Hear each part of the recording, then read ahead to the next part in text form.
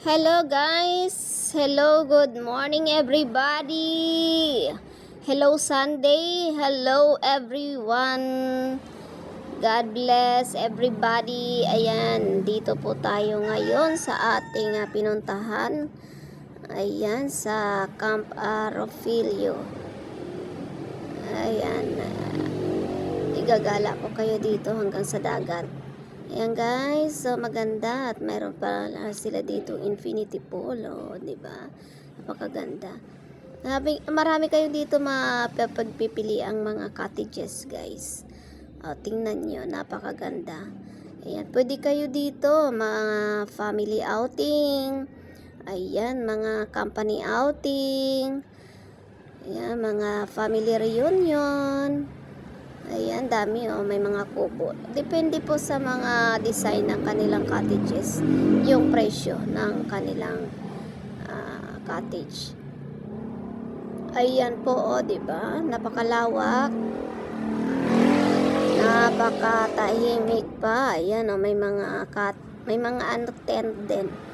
Ayan oh, pwede rin po dito mga bagong kasal, yung mga bakasyonista, yung mga nag-anniversary, yung mga nagbe-birthday, magdidibo.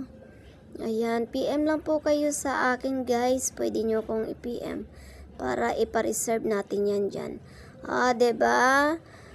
Pwede rin po kayong magpa-reserve sa akin ng sasakyan nyo. At saka dito tahimik oh, 'di ba? Ayan, malawak o mga pangpamilya. Ayan, oh. Pag sa gabi po, mayroong bonfire at fire dancing showdown. Ayan, oh. Mamayang gabi mayroong showdown niya ang fire dancing. 'Di ba? Oh, may ano pa sila, oh, may umbrella cottage. Ayan, pwede po kayo dito sa umaga mag-jogging. Ayan, mag-exercise. May mga tent pa doon na. Ayan o, diba? Ganda-ganda. Ayan, may KTV po. Pwede po arkilahin yan. Ang gusto nyo.